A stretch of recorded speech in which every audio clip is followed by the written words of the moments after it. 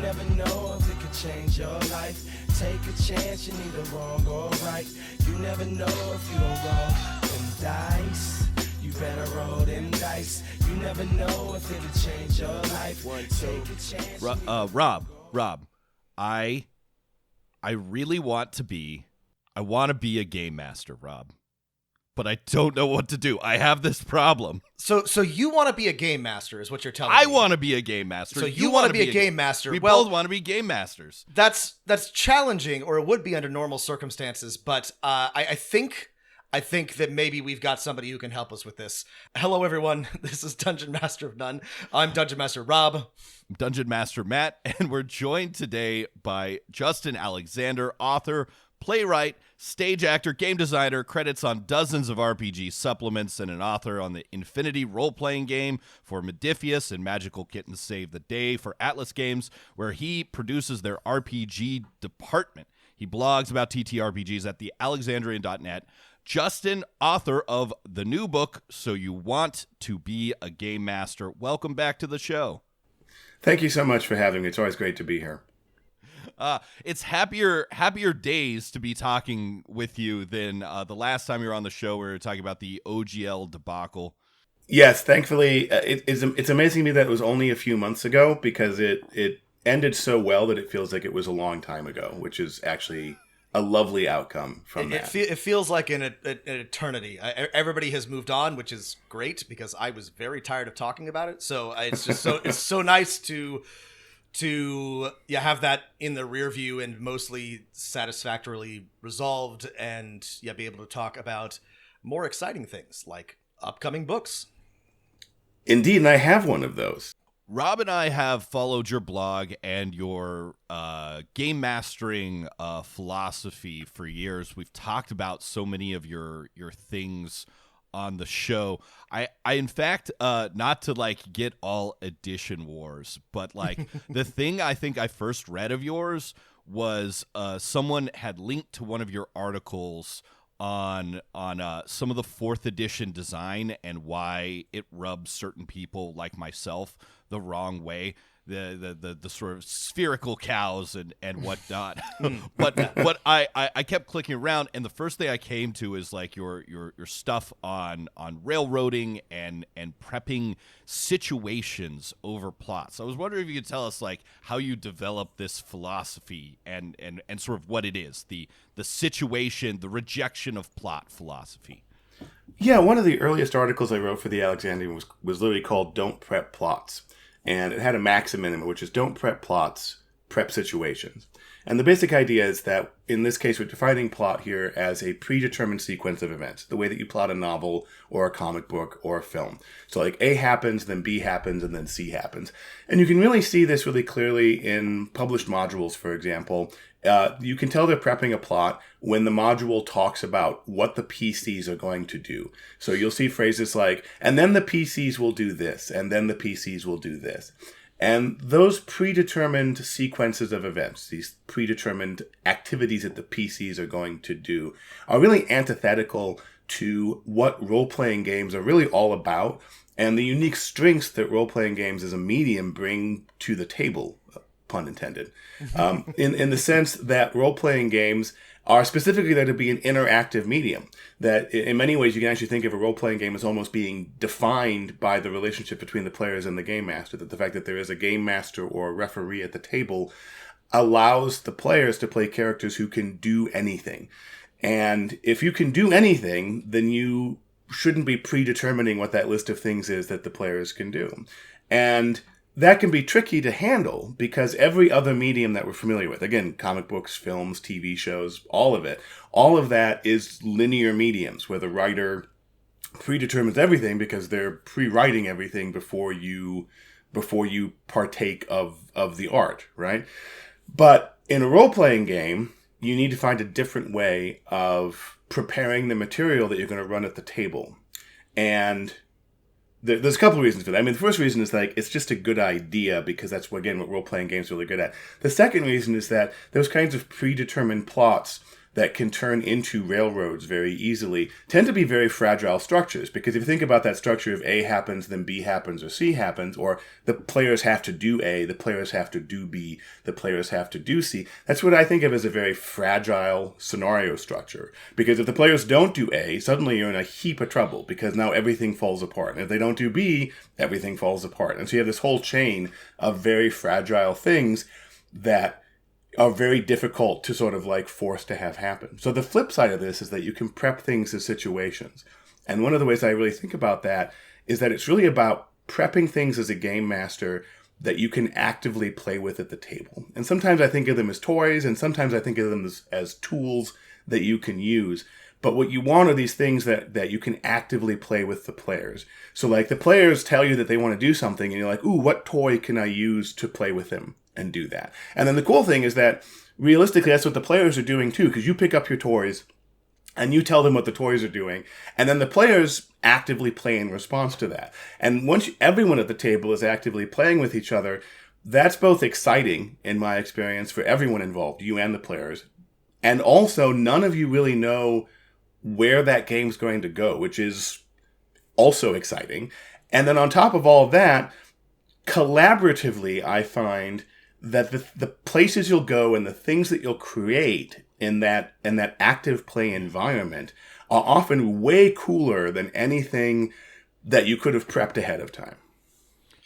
I think one of the things you said, I agree with all of that, but I think it's a mistake, and it's a trap that a lot of newbie GMs fall into, not realizing, like you said, how fragile plots are. And if you think about any story worth telling or anyone that you like, they're all built on an edifice of coincidence and chance and very unlikely events. That's what makes them good stories. Like imagine that you needed your players to go to the Jawas and buy the exact right astromech droid to start the plot, and just expecting them to do that without placing your hand on the scale. That's the kind of thing that if you go into a campaign or a game expecting to tell a story, right, the way that you might direct a movie or write a novel, again, it's an easy mistake to make, but I think we're so used to those mediums that we don't realize how much of it is contrived in a good way, like how much it is constructed by the storyteller, and that you have an entirely different job as a game master. It's absolutely trivial for a novelist or a screenwriter to guarantee that something will happen. One of the scenario structures I talk about, and So You Want to Be a Game Master, is how to design a mystery scenario for your players. And this is a great example because, if you're an author writing a detective novel, or you're Ryan Johnson doing Knives Out, you can guarantee that the detective will find a particular clue, no matter how well that clue is hidden or obscured, or how large a leap of logic needs to be taken to reach a particular conclusion off of that one clue. You can guarantee that Sherlock Holmes will make that discovery and make that deduction. But if you're designing a mystery for a role-playing game, you have no way of guaranteeing that the players will look for that clue to begin with. They may just be like, oh, there's no clues here, and just walk away and be like, but all the clues are here, please help. So they may not look for it. If they find it, they may not realize the significance of it. And even if they do realize it's a clue, they may still make the wrong deduction. They may be like, oh, hey, I found these gum wrappers. That must mean we need to go stake out the local gum manufacturing plant. You're like, no, it's a clue to the guy who was chewing gum in the last scene. How do you not? Right. How do you not see that? Those are the dangers of prepping a mystery as you would write a mystery novel, for example. And so the key to that is what I call the 3-clue rule, where for any conclusion that you want the players to make in a mystery scenario, you should include at least 3 clues pointing to that conclusion. It's a very simple rule, but it creates a much more... We talked about how the A, then B, then C is a very fragile structure. The 3-clue rule is very effective at making a very robust structure that, in my experience, results in mysteries that actually successfully conclude without, giving you an ulcer. Right. It also allows you to kind of start prepping in a robust way. If you think of the 3-clue rule as a tripod supporting each node, And if your players are going from scene to scene, you can kind of always plan, 1 or 2 nodes out of what's happening and link each of those by clues going from more than one node. So you have kind of a dense web of places for your players to go and things that could happen. One thing that I really like about your approach to game mastering is, and tell me if I'm getting this right, is it's more about instead of treating the game master as an author, right? It's treating the game master as another artist at the table that is just sort of using a different set of tools, right? Is that sort of your underlying philosophy? Am I that's 100% right? Yeah, that's 100% right. I mean, and this is actually something too that I see designers fall into this trap of thinking, well, this is really, really hard. And sometimes you'll see designers of like introductory role-playing adventures, for example, be like, well, I had to write it as a railroad because it's too difficult to do anything else. And I actually take the exact opposite belief as a designer, which is that these railroads, these linear plots that you force players to take certain actions along, and to be clear, I want to clarify one thing, not all linear adventures are railroads, but plots are railroads. You have to force the players to do those actions, right? Or they very easily become railroads. So these high linear plotted or railroaded adventures, the problem, they're very fragile. But and because they're fragile, they're actually very difficult to run. That linearity gives an illusion of simplicity and ease, which in practice is very difficult because you have to guarantee that whole sequence of outcomes. And having to guarantee an outcome as a GM is actually really complicated. It's why so many people who prep plots talk about players ruining their adventures. And sometimes people ask me, like, oh, when was the last time like the players ruined your adventure? And I go, I don't know, like 20 years ago, because it's really difficult to, it would be like going to Tom Brady and being like, hey, when did like the football ruin the game for you? Right. Like, that's just not the way games work, right? Like, you played a board game? Like, how did that board game get ruined for you? It's like, no, that's not really how board games work if they're well designed, right? So so I find that actually like, this active play mentality is a lot easier for the GM to get in on board with. But again, because of our familiarity with this sort of linear stuff, people can be a little bit intimidated by it. But I point out that there's already someone at the table. In fact, there's multiple people at the table who are already doing this, and it's the players. When the players show up for an RPG session, they have their character. They have the toy that they're going to play with, which is their character. They can control this character and do things with this character and play with this character. But no player comes to the table and is like, well, today I'm going to be doing A and then B and then C with my character. And like, I'm going to have to make sure that the whole table gets on board with A, then B, then C. That's just not how people play. And so they come to the table ready to actively engage with the other players and the GM at the table. And if the players can all do it, then the GM can do it. And also, in some ways, it's easier for the GM because the players only have the one toy to play with. You always have the option being like, let me go grab some more toys from the shelf. Like, you've got an infinite variety of toys that you can go grab and use at any time. That's another great point. People ask me a lot too, like, how did when's the last time players ruined your game, or how, like, what's the craziest thing that they did? And like, they definitely do things that I don't expect, like, all the time, but it doesn't ruin the game because I expect them to do things that I don't expect. And so we'll talk about like node-based structure, but I just, I'm like, okay, that's again, speaking of leaps of logic, like they draw a deduction that like, I can't even like wrap my head around, but I'm like, you know what? That's fine. We're going with it. We're moving forward.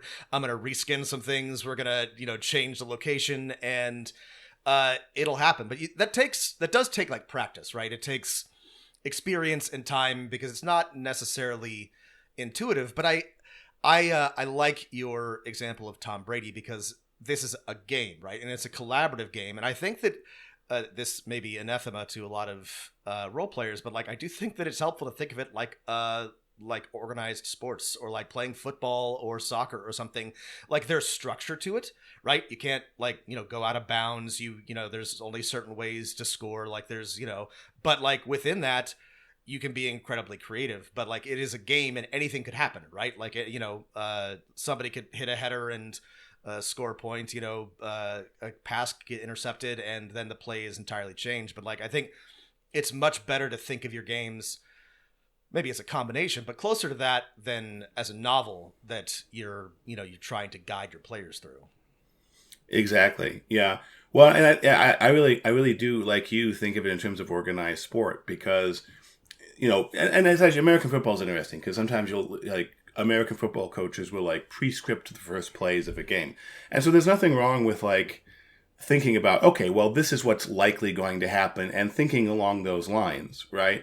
What you don't want to do though is get stuck into like being, well, I know it's 1st and 20 now, but I scripted a 5-yard run play. So I guess we're still going to do that. We're still going to do, you have to be flexible with the tools that you have available to you.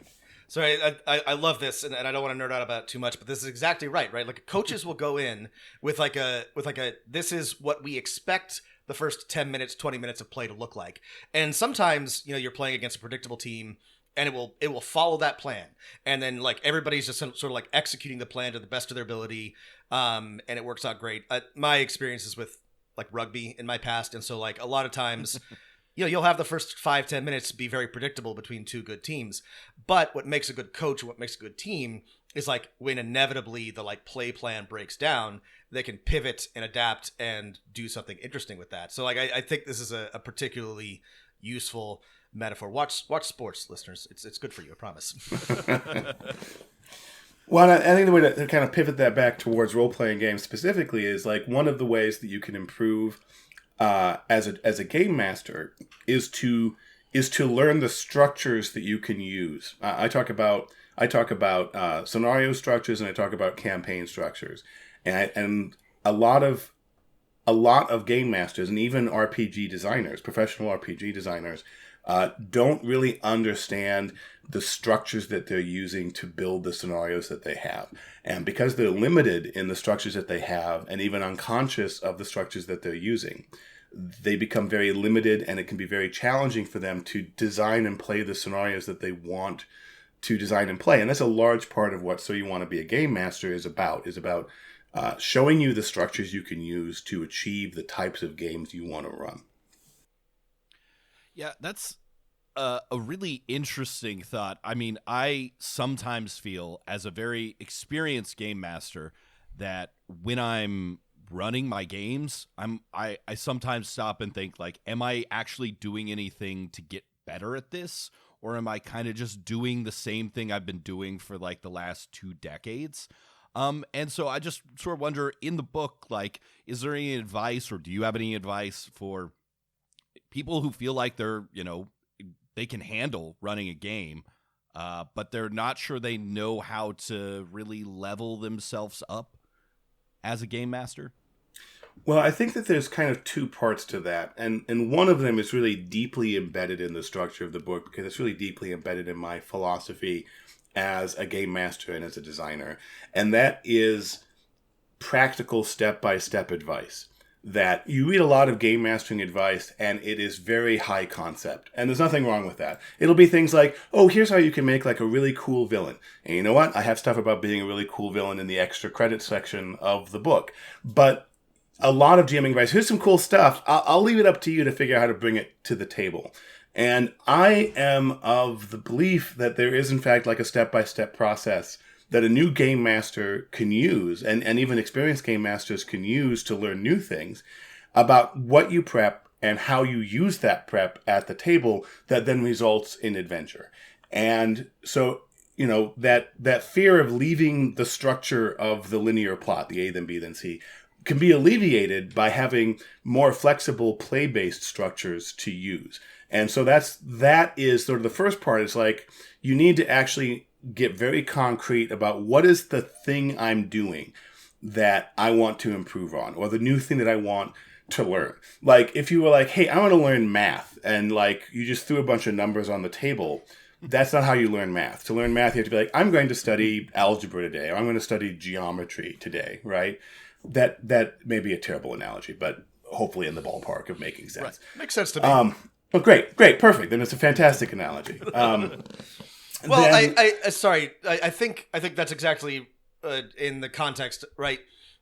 you have to do practice problems, right? You have to like apply it to like learn math. And so you can learn role-playing game concepts, but you have to actually like, put it into practice one way or another in order to see, well, sorry, this is actually maybe not a good example. I know there are some people who are very high concept about lots of things, and they're like mathematicians who are like living in pure theory. I think for most people with most things that they are trying to learn, you have to like practically apply it to really learn it. That's how I learn everything. So I think that's a good principle.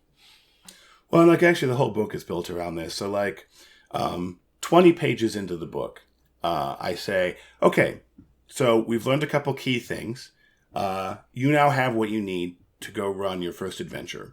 So I know it's a 540-page book, but you need to put this book down and you need to go and run your first adventure. Here's your first adventure. The book gives you your first adventure as well. But I say, you've read 20 pages, you've learned enough to go run your adventure, and you should go do that. You should go do that and then come back, because the things you're going to learn actually putting this stuff into practice is absolutely vital. And so there's multiple places throughout the book where the book says, hey, great, you should go put this into practice now. It's not just about reading it and being like, that sounds like a good idea. You need to actually like go feel what it's like to do those things at the table.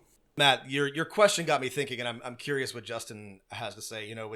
When thinking about how to level up or how to improve as a game master, this is a big part of it. What I found myself doing to challenge myself and to try to get better, to the extent that I'm thinking about that, is to try to run games in different contexts and for different groups of people. So I've been trying to run more con games. I've been trying to run games for people who are not my like regular groups, just to stress test myself and my own like game mastering abilities. Justin, I'm not sure like what you think about that, or like what your experience, what sort of on the ground game mastering you're doing, and like, sort of like how that how it hones your experience. I think it's 100% true. I think that a lot of people end up just playing a role-playing game with the same 5 people month after month, year after year. And there's nothing wrong with that, to be 100% clear. I have a D&D 3rd edition game that I've been running for basically the same set of people since 2007. And I love that game. I would not trade that game for anything. But I do play other games as well. And that's how I grow as a game master. And it also makes that game better to have those other experiences that get mixed into all of that. And I think, like you said, like playing con games is a great way to do that. You can also take the same philosophy and run short one-shots for your existing group. The other thing in my own personal experience that greatly broadened my gaming horizons was when I discovered what I call open tables. And an open table is just a different way of approaching how you think about how we run role-playing games. Because I think a lot of people, the current default for playing a role-playing game is being like, hey, these 5 or 6 people, let's all get together every week or every 2 weeks for the next 6 months or a year or 2 years or forever and play role-playing games together. And that's really cool. It's really powerful. There's a lot of really awesome things you can do with that kind of what I call dedicated table. But the drawback is that is a huge ask when you want to start playing a game. Or to invite someone new to play with you. And to go back to our organized sports example, the example I often use is like playing baseball. If someone said, hey, what's baseball? I've never heard of it before. And you said, oh, it's really cool. You should try it. So we meet every Wednesday for practice, and we play games, league games on Saturday. So you should sign up. We're going to be doing that for the next 8 months. No one would try baseball, right? Like you'd have to be so interested in baseball to be like, yeah, I should give up multiple nights a week for the next 8 months. But of course, that's not how people get involved in baseball. People get involved in baseball when somebody says, hey, you want to play catch? And playing catch is easy, right? Like you pick up a ball and you throw it back and forth. And some of the people who play catch will be like, I didn't like that. And they'll never play with a baseball again. But some people will be like, that's really cool. I saw a thing with a bat, though. Can we try the thing with the bat? And you'll be like, yeah, we can try that too. And eventually some of those people will be enthusiastic enough to, join a neighborhood league or join the minor leagues or become a, MLB baseball player. And many of the people who don't do that will still have had good times playing catch or doing pickup batting practice or whatever at the local park. And that's good that they're having a good time. And so to bring this back to role-playing games again, I just really want to talk about sports apparently today.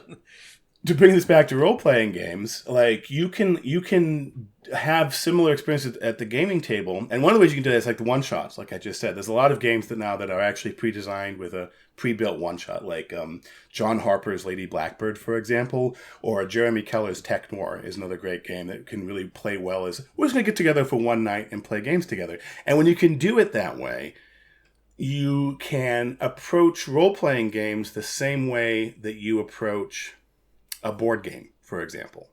And so if you just hang out with people, you can be like, hey, should we play a board game? And they'll be like, yeah, you get to play a board game. But many people would never think to do that with a role-playing game because they have this preconceived notion that role-playing games are a multi-week, super involved commitment. But I actually am able to be like, hey, do you guys want to play some D&D tonight? And we can just sit down and play a one-shot and have some fun with D&D, or have some fun with Lady Blackbird, or have some fun with Tech Noir. And you can do that. And when you have that ability, it both lets you play with a lot more people. It lets people who would love to be role players but can't make that weekly commitment for whatever reason. Maybe they're new parents, for example, who can't make that commitment, continue to play role-playing games in the narrow slots of time that they have available, which is great for them and great for you because you get to play with those awesome people. And then on top of that, if you love dedicated campaigns like I do, those people that you're playing with can feed back into your dedicated campaigns. So like an example I use is I was running an open table. I know we haven't talked much about what the actual open table is, and we can get into that if we want. But the open table is one where you can just openly invite people, and there's a continued continuity, but you can have different mixes of players. So I had an open table about a decade ago where I had about 60 different players who were active in the open table. They didn't all play on the same night, obviously. That would be nuts. But they were all playing with each other interchangeably within a continual a setting that was they all shared together over time. And the great thing about that was, like, for example, this 2007 D&D campaign I've been running for 16 years now, which explains why my beard is so gray. That campaign, I had a player who moved away, and so had to leave the campaign, and so we had an open seat. Now, that would be, in many campaigns, really tricky to fill, because you'd be like, boy, we've been playing together for a decade at this point. Who do we invite into this madness of this campaign? Will they ruin the campaign for us? Well, in our case, many of the players in my dedicated campaign had also been playing in my open table. And so we knew them. We had played with them. And so it was really easy to be like, oh, actually, we know that she will be really good playing with us in a D&D game. So we invited her in, she joined the table, and we continue to all play together, and it's fantastic. And so that's one example. Another example is, like, I wanted to run the Eternal Lies campaign for Trail of Cthulhu, which is a fantastic campaign by Jeff Tidball, Will Hindmarch, and Jeremy Keller. And I wanted to run this campaign. And so I had this pool of like 60 different people that I knew loved role-playing games, that I had played role-playing games with. And so I was able to very easily be like, oh, I know exactly who would enjoy playing in this campaign. And so I was able to very quickly find the players I needed to run that campaign. And so when you make role-playing games easier and more casual, it can also enhance that dedicated side of the experience. The open table, if I understand it correctly, is, you as the game master sort of set a night a week, or you announce it to the email list, and you have a bunch of people. Maybe you have 10 people, maybe you have 8 people, maybe you have 60 people who can sign up for the game, and, okay, you have some system. The first 8 people that say they can come that night can come. Sort of solves the scheduling problem that we all have, that it's impossible to always get the 7 people in our dedicated games together on that same night, and allows people to play at their kind of own pace and convenience, and lets you get more games in.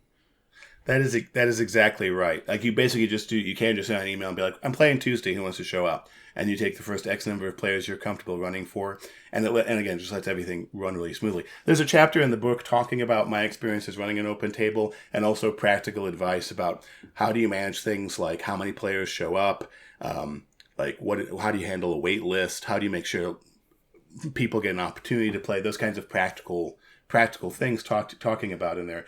And I invented the term open table, but this actually goes back, this style of play actually goes back to the beginning the hobby. When Dave Arneson was creating Castle Blackmore in his basement in St. Paul, Minnesota, he was creating this mega dungeon setting beneath Castle Blackmore, and it was whichever players could show up on a given night would be the adventurers in the village of Blackmore who would gather together and go down into the mega dungeon. And if you look back actually at early role-playing games like the 1974 edition of D&D or the 1977 edition of Traveller, these role-playing game manuals will say things like, okay, you need like a rule book, you need some dice, you need some pads of paper, you need like 20 to 60 players.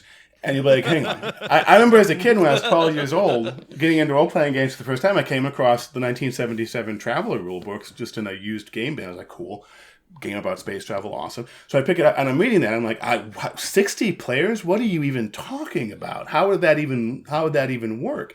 And it wasn't explained because it was just the assumed mode of play in the early 70s. And it was only over time that the game shifted away from that and into everyone just playing their little isolated, dedicated tables. One more, I want to get to some of the thinking about what you do at the table as a game master, but I have one more thing that I have loved from your blog over the years, which is how you approach published adventures, ones that suck, ones that are like kind of cool in certain aspects, ones that are great, and the work that needs to be done to basically all three of those.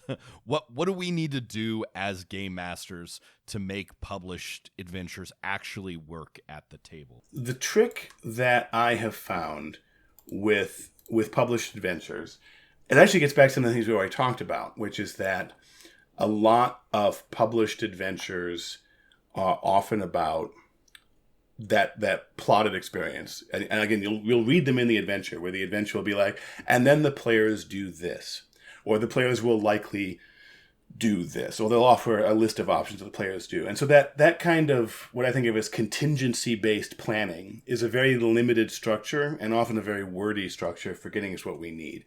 And so one of the things I will do as I am prepping an adventure or remixing an adventure, published adventure for me to use at the table, is I will be focused on being like, well, what is the actual structure of play? And another way of thinking about that is how do I actually take the toys and tools in this adventure and put them into a format and function where I can easily pick them up and play with them so that they're not buried inside contingency-based text in A, then B, then C text that makes it difficult to like just freely play with them. And so I tend to have a very, again, procedure that I follow when doing this.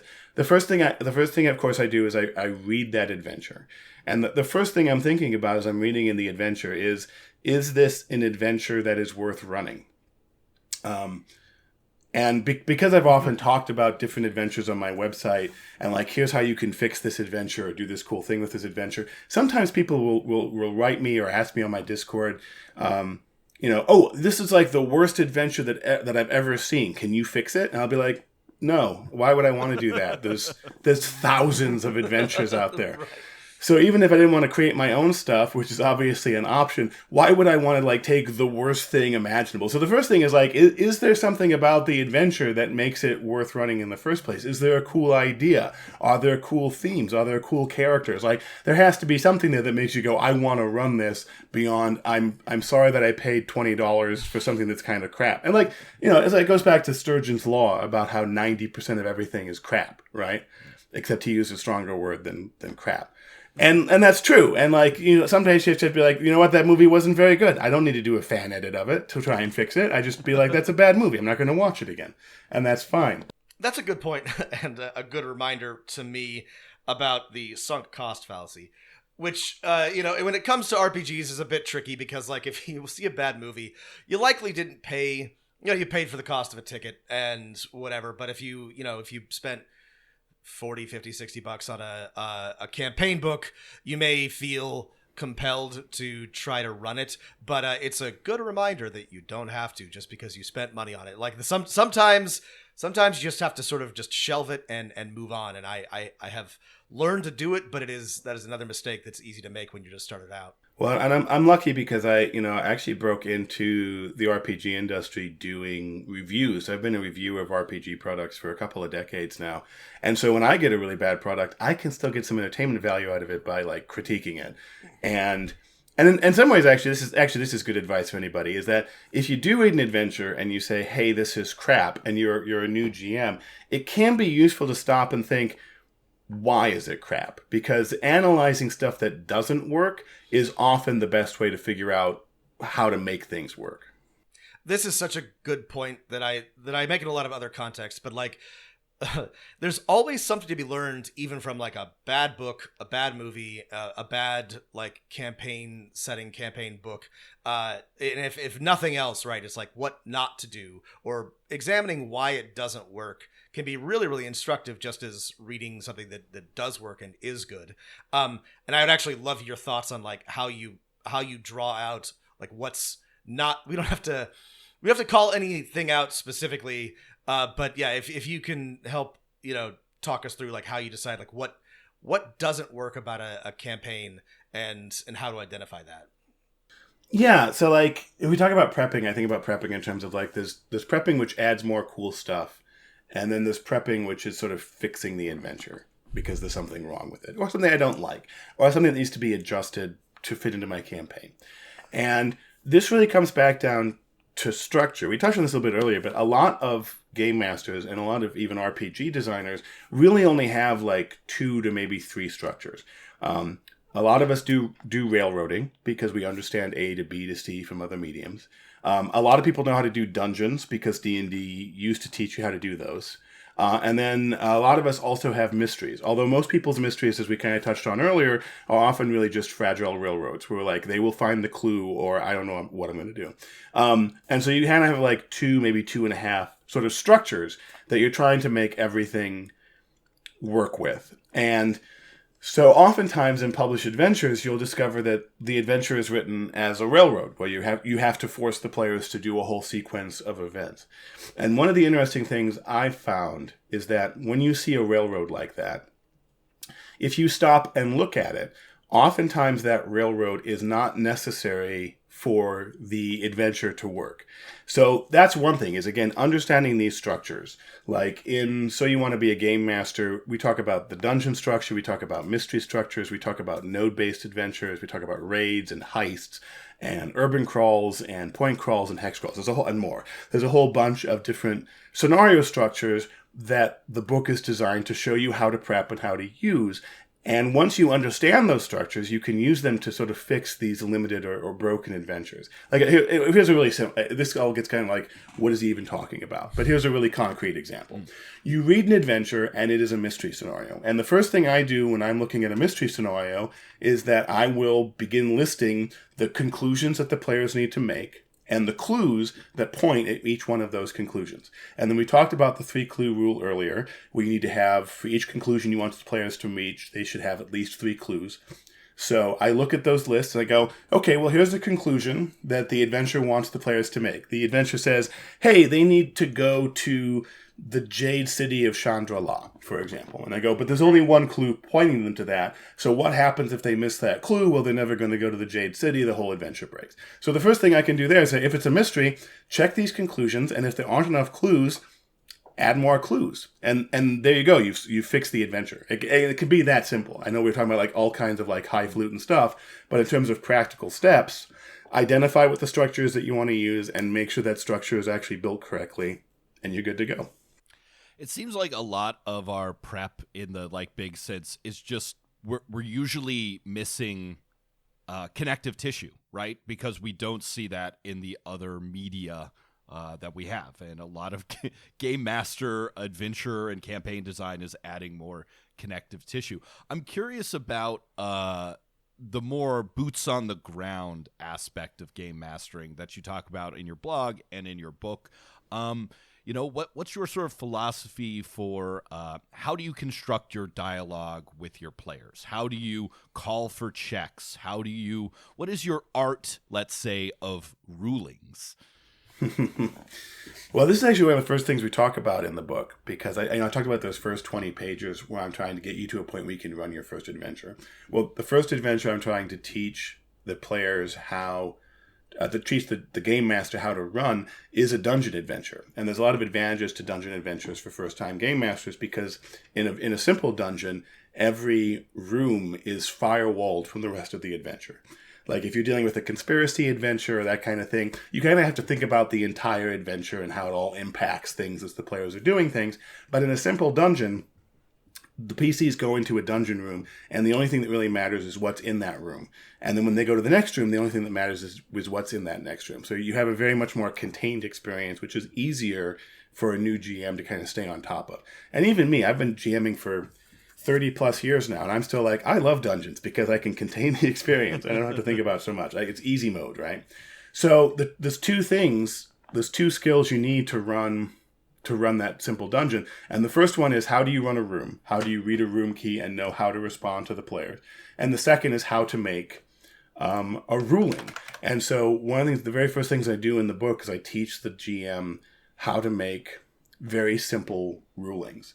And then later in the book, we talk about more advanced techniques for making rulings as well, because really, in many ways, the core skill of a GM is, as you say, the rulings that we make. When the players say, I want to do X, how do we respond to that? How do we describe how the world reacts to that? That is the core of a role-playing game, right? And so if we're talking about the very sort of basic core of what a ruling is, I think of it as a very simple sort of hierarchy. And the first thing you should do when you're making a ruling, in my opinion, is to default to yes. So there's a couple of reasons for this. First off, it's super easy. It's not quite the easiest thing. The easiest thing to say as a DM is no. So like, right, if a player says, I want to jump over the chasm, you say, no, you can't.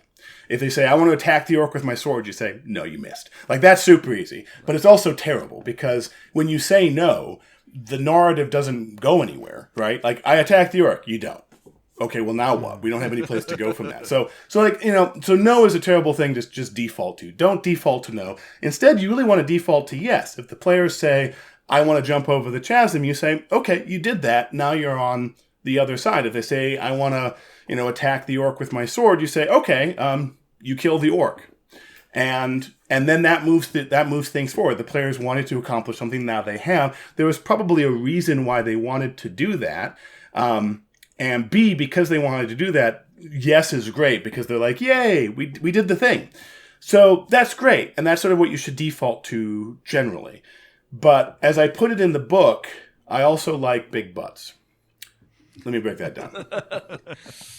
Because in some cases, of course, what the players are trying to do either shouldn't work for some reason, or we won't be sure that it works, right? And so default to yes. Most of the time when the players say they want to do something, you can be like, yep, that you did that, good work.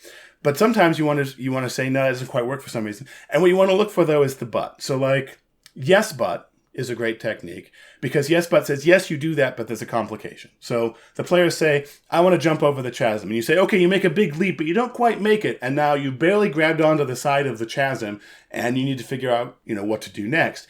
And that's a great technique, because that complication that you're adding in the form of the but is now a new challenge, something that the players need to respond to and react to in some way that will presumably be interesting. But the other technique you can use too is a no but. So rather, if you, for example, if the players say something isn't going to work. So for example, if they say like, I'm going to go to the local library and I'm going to in this little tiny small town, and I'm going to research medieval parademons. And you're like, there's no way that Podunkville's local library has 14th century codexes, right? But rather than saying, no, you don't find anything, you can think about what is the player actually trying to accomplish? In this case, trying to find out information about parademons. And you can say, no, but. So for example, you're like, no, the library here doesn't have one, but the library up in Oxford probably does. And so you can identify for them the path that they need to follow to get to where they want to go. No, this chasm is too large for you to cross, but you could try to build a bridge across it, or maybe find a different way of climbing across the walls, help the players identify how they can get to the place that they want to go. And then, of course, beyond that... Oh, go ahead. I'm always coming back to this, but I think that this is a flaw of D&D or D20 style games being the default for so many people, because so many other game systems have partial successes or successes with consequence, and they have a lot of examples, and they teach GMs how to do that, but everything is up, down, succeed, fail in most D&D D20 games, and so that's not a muscle that gets used for game masters, but it is learning to say either learning how to use your big butts is very important, right? Like learning the no butts or the yes butts is an incredibly important game master skill. Well, and it's interesting too, because you're really touching on the next step, which is in fact when we bring dice into it. Because so far we just talked about GM, we call sometimes GM fiat rulings, where the GM says, yes, that works, or no, it doesn't, but yes, but. So you have this sort of core of things where the GM is just saying, this makes sense to me. But sometimes you want to be able to use mechanics.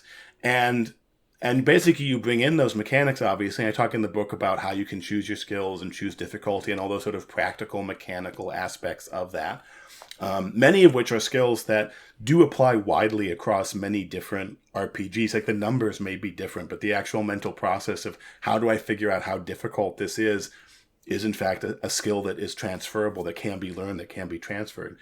But then the outcome of that check, like you say, Rob, is often the same three things. Like the outcome of the check is either yes, or yes but, or no but. And like you say, binary systems like D&D tends to default to only produce yes and no answers, which leaves out a whole spectrum of possibilities in the middle. And one of the things you can learn as a GM is, of course, that even when the game system isn't giving you that spectrum in the middle, that is a muscle that you can use, and you can go in there and explore those other potential outcomes.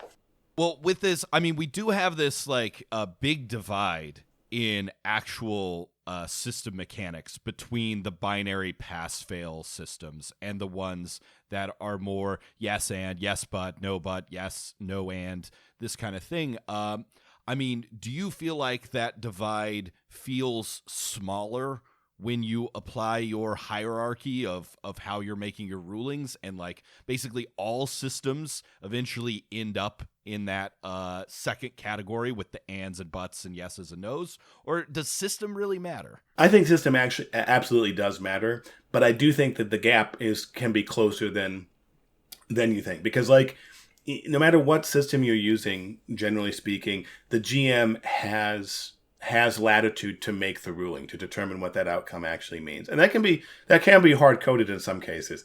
And actually those are the places with the hard coding is where you'll see the difference. So like in D&D, for example, the meaning of the outcome of an attack roll in combat is very hard coded into the system. Like if you were running D&D combat, it would be very difficult for someone to roll a successful attack roll, but for the GM to be like, ooh, but it only succeeded by like 1 point, so you're going to not get as good an attack off, or there'll be some complication. Because it's so hard-coded, it becomes a very difficult place for the DM to practically have, to exit that high structure. And that can also be true in like, D. Vincent Baker's Apocalypse World is the game that really brought a lot of this gradated results into a very formal package and has really popularized that as a system. They obviously existed before that, but like I say, Apocalypse really popularized that. But the flip side of that is that one of the ways that Apocalypse World does that, and Powered by the Apocalypse games do that, is by hard coding in the yes and the yes but and the no but.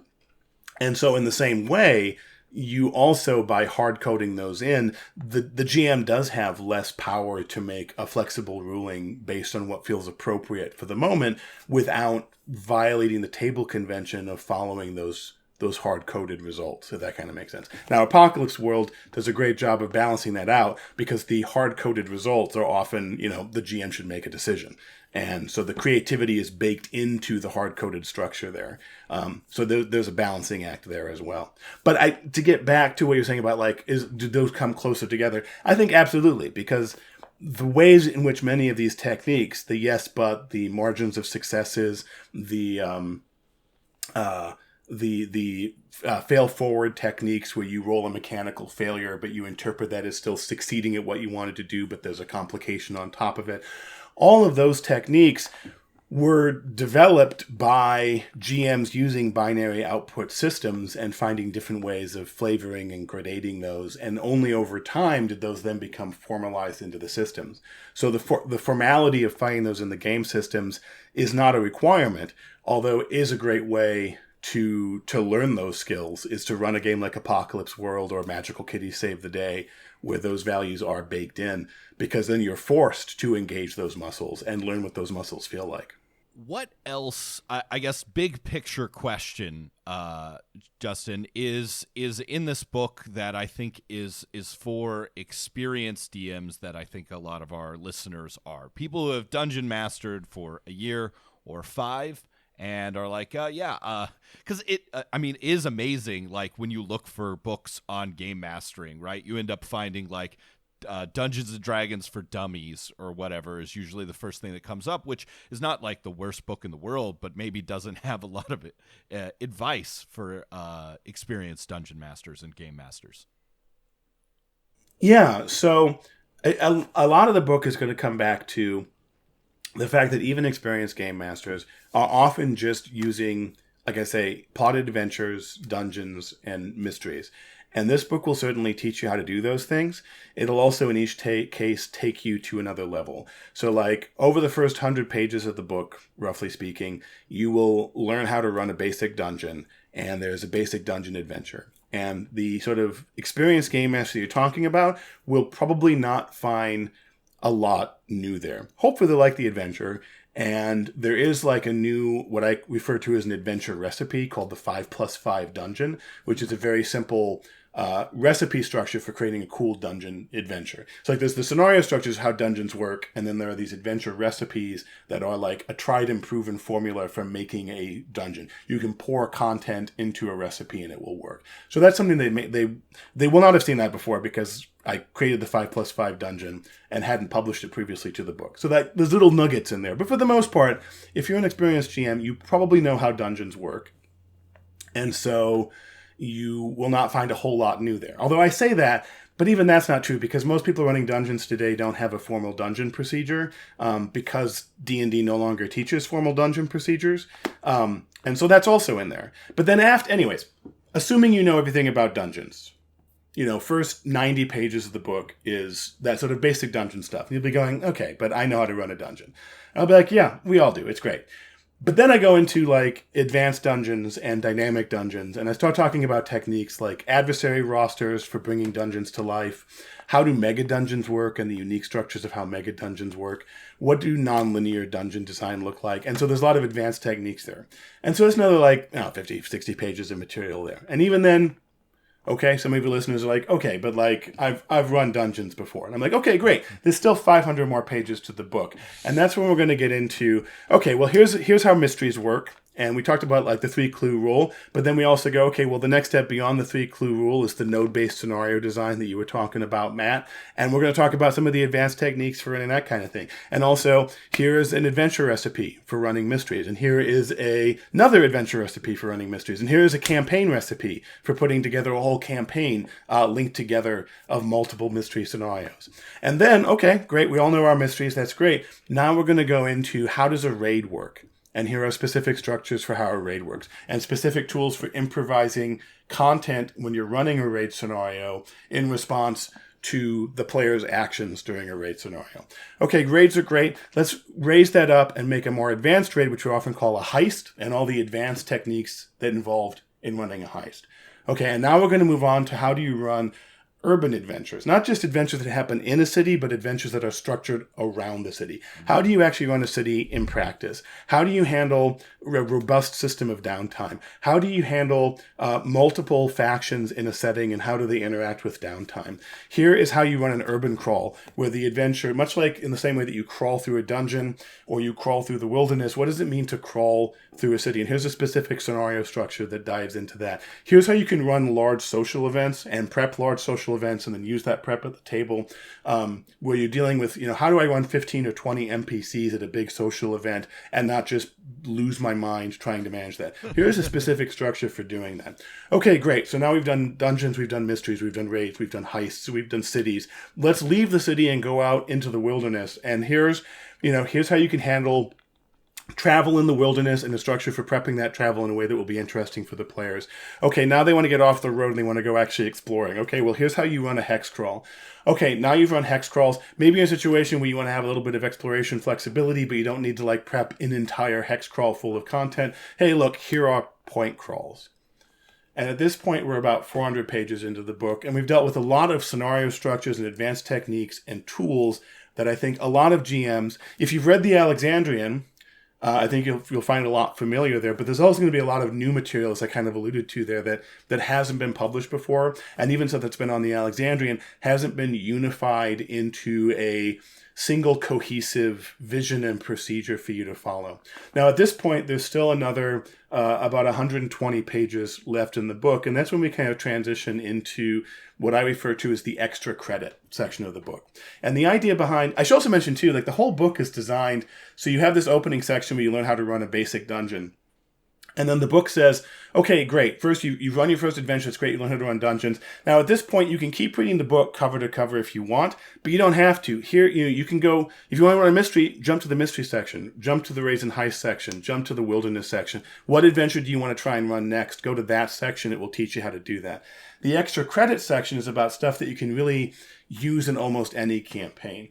And so there's a whole chapter in there talking about how you can create your campaign, how you can recruit your players, how you can prep the initial briefing packet for the players.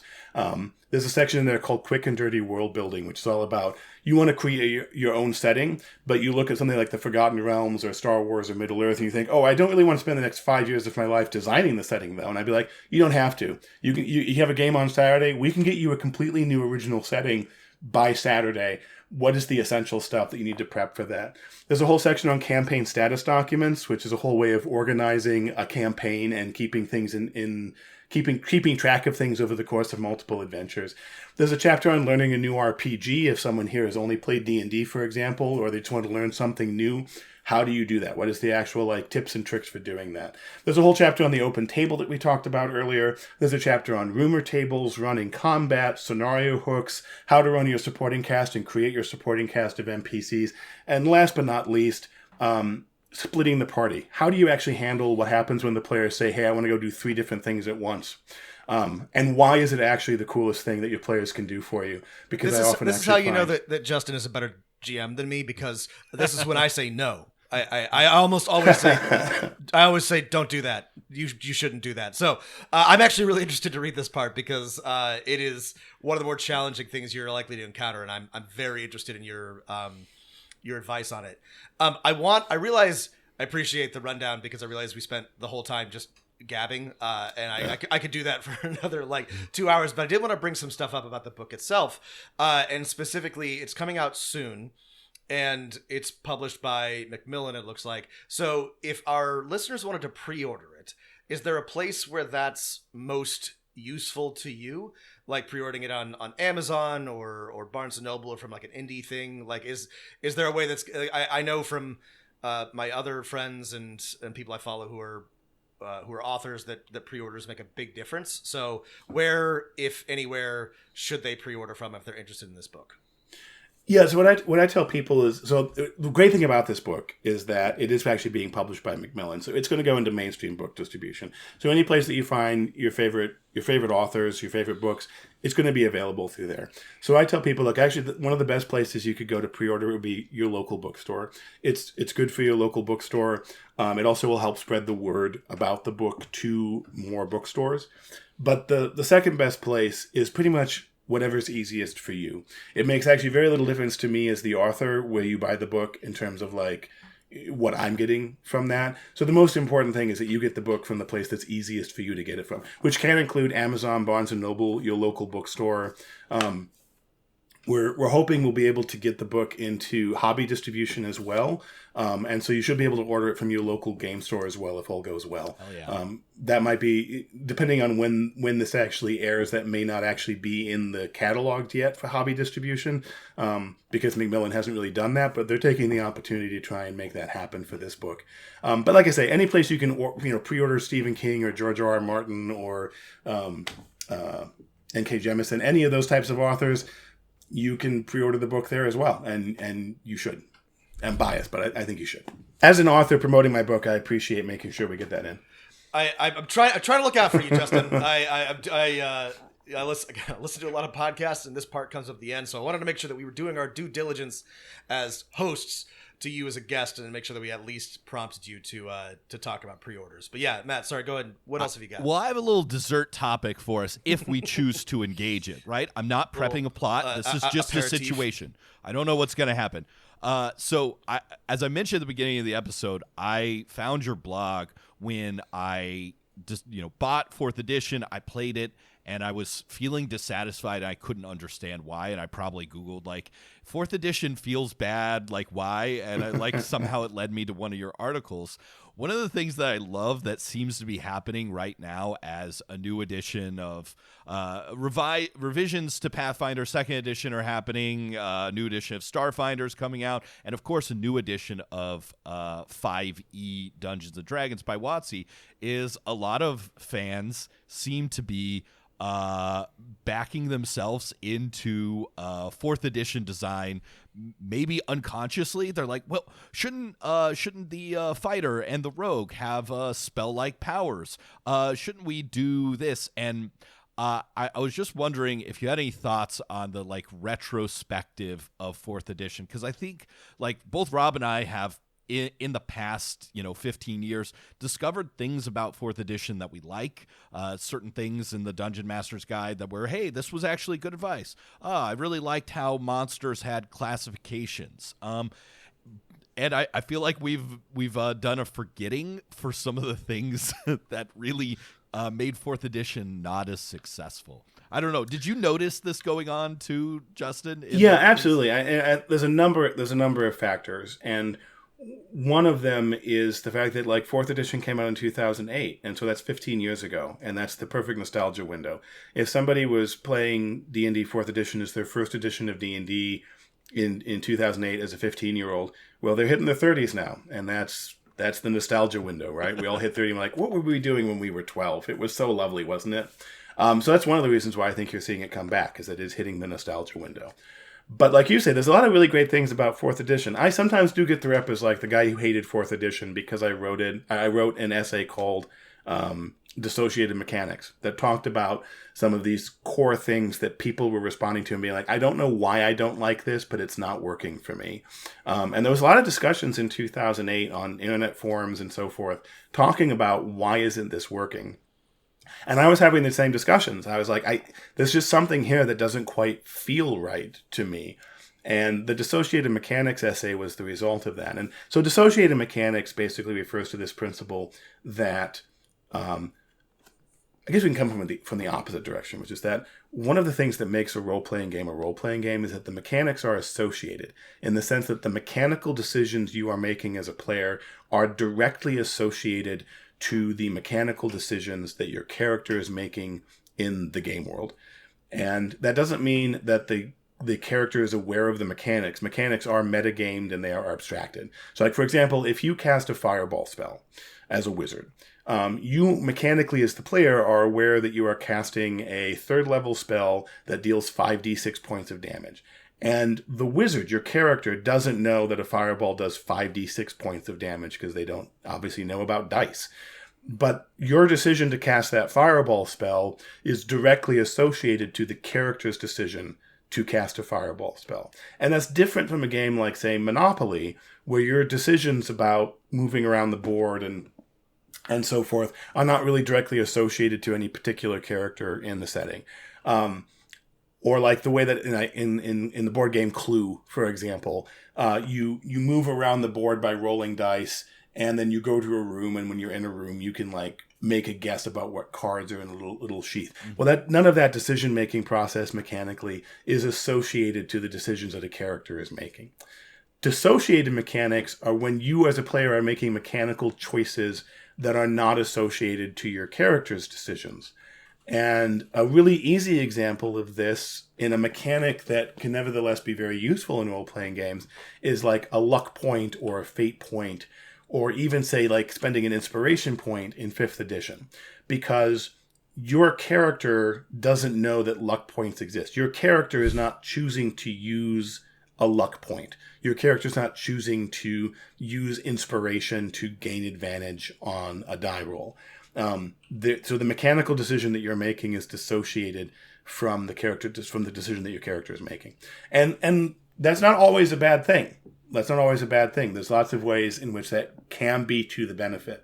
But the problem that many players have with those mechanics is that it feels like it distances them from the role-playing experience, because suddenly they're making all these decisions that aren't role-playing decisions, that aren't decisions being made as if they were their character. And that's the thing I think most people, when it came to 4th edition, were reacting to, is that the designer said, wouldn't it be cool if fighters could cast spell-like abilities like wizards? But they didn't give fighters in the game world access to spell-like abilities. They gave the players access to abilities that they could only use once per combat for no associated reason. And the logic that often comes back is, oh, well, that represents like a lucky circumstance during play where things lined up. And so for that one time, the fighter could like, make a whirlwind attack and coincidentally hit 3 people at the same time. You can't do that every round because that lucky circumstance doesn't come up. But the dissociated aspect of it is the fact that it's not that in the game world something lucky showed up and you took advantage of that to hit 3 people. It's that you as the player decided that moment was going to happen. That's the decision that is, again, dissociated from your character, and that's the thing people react to. I think there's legitimacy to it, because like, what is a role-playing game if you're not actually making character decisions? Instead of adding powers to classes that don't have them to make them more interesting, which is I think where people start, people tend to end up with, what if we made all powers more board game like, or something like that, dissociated, as you said. Yeah, I don't know. Do you think it seems like the decisions at WotC and Kobold Press and everyone who is making a 5th edition or a D&D like game are not getting there, but I was just amused to see fans have this desire to return to a system that, at least according to the best data we have, not that many people play anymore. There's not a lot of people on Roll20, for example, playing 4th edition right now. What do you think is out there? Why do people kind of want something of it? You said it's nostalgia, but I sort of have the inkling that there is something else to it. There is also a reaction to the fact that D&D is fundamentally built, or this could get real grognardy. This is going to get real geeky. That's what we're here D&D, for. Yeah. The deep geek is where we're heading. But so D&D is fundamentally built around expedition-based play. And so D&D is fun all the way back in 1972 as Dave Arneson's running his first Castle Blackmore games before D&D even exists yet. It's based around this expedition-based play. And what I mean by that is that you would, as a group of PCs, you would gather a set of resources and you would go into danger, either into a giant dungeon or out into the wilderness. And you would go on an expedition and you would attempt to maximize the results from your expedition. You would spend resources in the most efficient way possible to maximize your output. The simplest version being to maximize the amount of gold that you brought back home with you. And some of the expedition's resource management was literally things that, like the equipment that you bought, the supplies that you brought with you. And some of it is mechanical, the number of spells that the wizard has, the number of hit points that you have, the amount of healing that you have. And when you begin running out of the supplies that you've put together for the expedition, when you've hopefully maximized the returns on the expedition, you return home. And that style of play is interesting because it creates strategic choices. and it motivates you to make strong strategic choices because you want to maximize the results of the resources that you're spending. And this is baked pretty deep in the game's DNA. It's why spellcasters are limited by the number of spells that they can cast per day, because those become, really, it's more about the number of spells that you can cast per expedition. And so you have a limited number of spells, and you want to use those spells in the most efficient way possible. So you don't necessarily, in expedition-based play, want to go in and just nova all of your best abilities right away, because that's not the most efficient way. That's not going to maximize your payoff from that expedition. The problem that D&D has today is a bit of an identity crisis, because the game has moved away from that expedition style of play. And so you no longer have the strategic concerns of maximizing the efficiency of those payoffs. And so then the balance between the classes begins to break down. And it particularly breaks down, in my experience, with linear pre-plotted adventures. And one of the reasons why it breaks down so severely in those types of adventures is that when you, as the game master, when you're prepping a linear adventure, another way of thinking about that is that you are forcing the players to do A, then you are forcing them to do B, then you are forcing them to do C. And when you are forcing the players to do that specific sequence of events, well, A, strategic play goes out the window, right? Like, there's no strategic decisions for the player. There's tactical decisions, potentially. Like, if they fight somebody at B, they can make tactical decisions about that fight, but they can't make any strategic decisions about, do we not do B? Do we do something else instead? So those strategic decisions vanish. And without those strategic decisions, a couple things happen. First off, so the expedition play goes out the window. But more importantly, when you are forcing the players to do those things in a specific order often, then all the responsibility for the game is on you as the game master. If you're going to force the players to do B, for example, to fight the orcs at B, then you better make sure that orc fight is A, completely balanced. Because if it's not, and you force them to do it anyways, you're killing them, right? Like, if you're in a mega dungeon and there's some orcs on level 3 that are too dangerous to fight, the players can just not fight them. They can go and level up someplace else. They can do something else.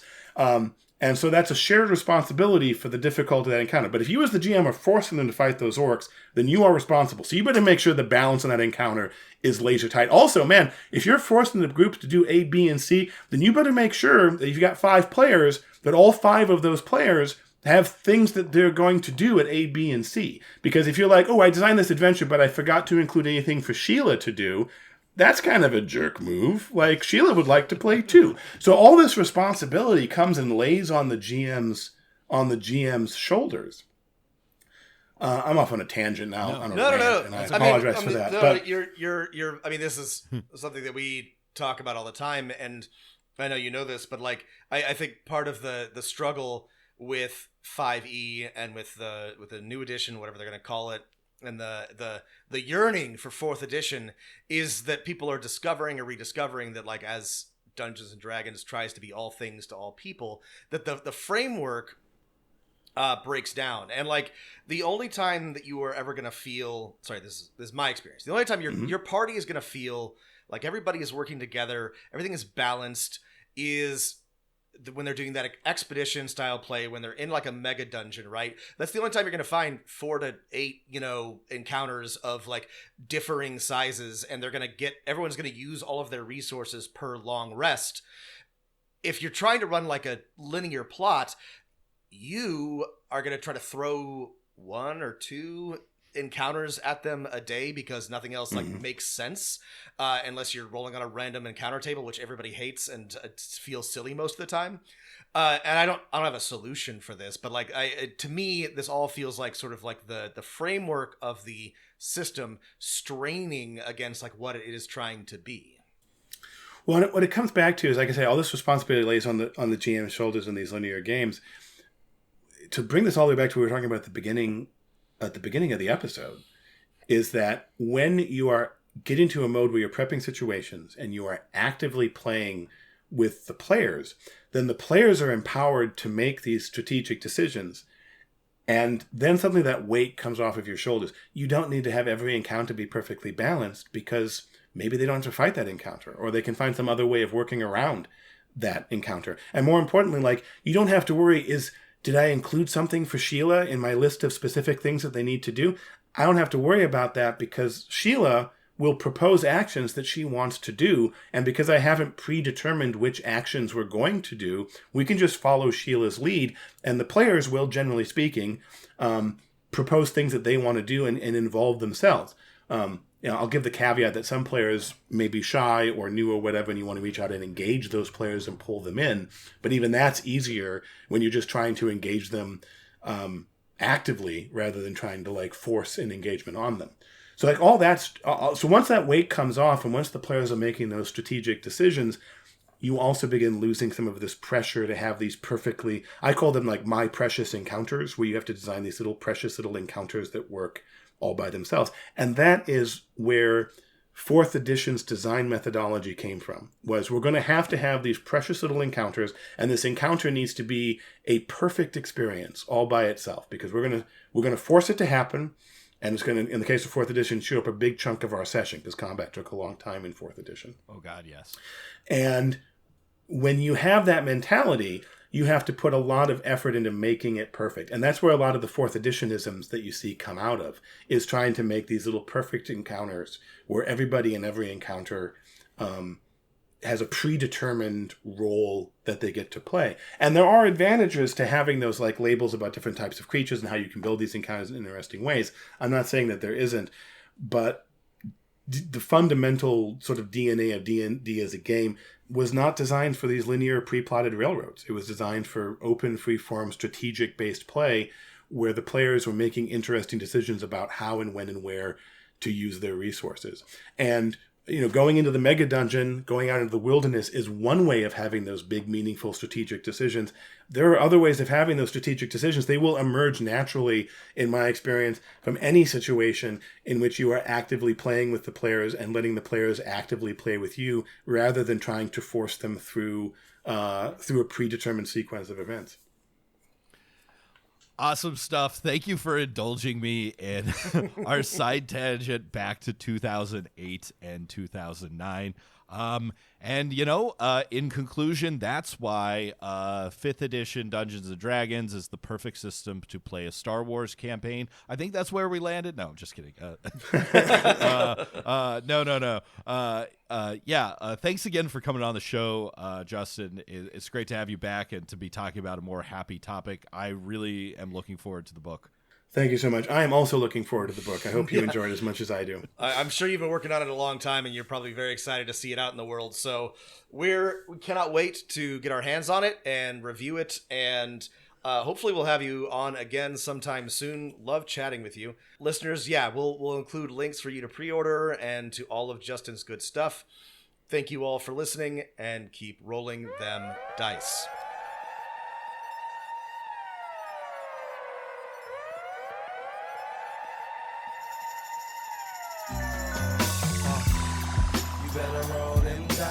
You never know if it could change your life.